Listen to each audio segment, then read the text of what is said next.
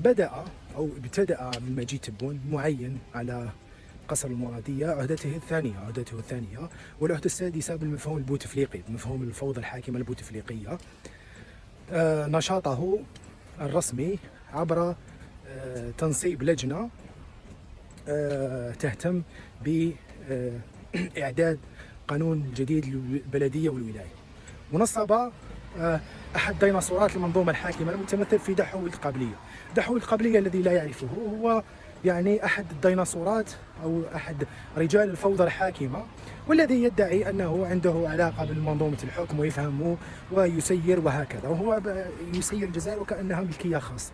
وهذا ملف آخر، لأنه دحوي القبلية يعني أيضا حاكم وساهم في هذه الفوضى الحاكمة وفشل كما فشل من عينه ومن وضعه، وهو من المعينين الأباطرة للفوضى الحاكمة. قانون البلدية والولاية وش فيه؟ هذا هو الأهم. قانون البلدية والولاية يريد أن يكون فيه بعض التعديلات. في الحقيقة شوف أنا نختصر لكم الموضوع. قانون البلدية والولاية سيبقى على حاله.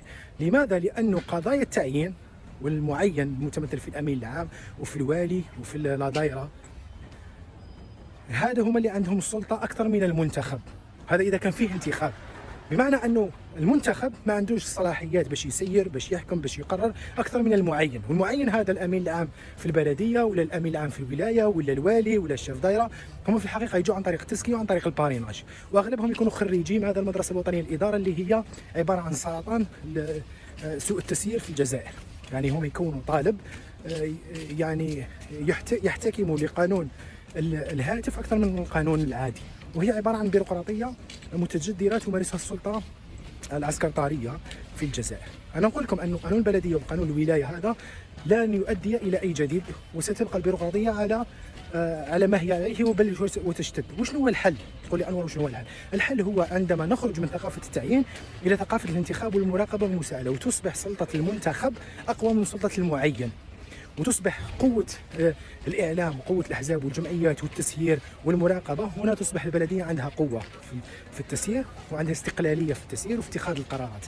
غير هذا هم يعني يعملون على بيروقراطية شكلية مغايرة للبيروقراطية الحالية، لا أكثر ولا أقل. سلام. بدون أن نتكلم على الرقمنة وعلى التخلف الإداري الذي يساهم فيه هؤلاء. يعني واحد كما دحوي القبلية يقول لك أنا عندي خبرة وكذا، هو ما عنده لا خبرة ولا شيء. هذا عبارة عن رغبته في العودة للحياة السياسية عن طريق هذا المعين تبون. سلام.